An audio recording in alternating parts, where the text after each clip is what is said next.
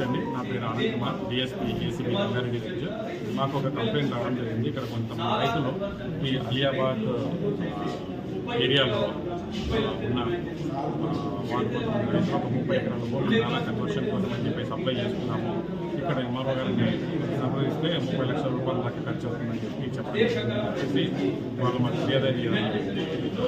1 ఎకరానికి 1 లక్ష రూపాయలు చొప్పున ఎంఆర్ఓ గారు తహసీల్దార్ అయిన సుచరిత గారు డిమాండ్ చేస్తున్నారని మాకు చెప్పడం జరిగింది. సో వాళ్ళ యొక్క కంప్లైంట్ని మేము తీసుకొని ఈరోజు దాన్ని విడతల వారీగా 1 లక్ష రూపాయలకి 1 ఎకరం చొప్పున ఇవ్వడానికి తను ఒప్పుకుంది. మళ్ళీ ఫర్దర్గా రిక్వెస్ట్ చేస్తున్నాం. సో ఈరోజు ఒక 2 lakhs రూపీస్ తీసుకొని వచ్చినప్పుడు రెడ్డిగా తహసీల్దార్ గారు వాళ్ళ యొక్క డ్రైవర్ ద్వారా తీసుకుంటూ పట్టుబడాలి.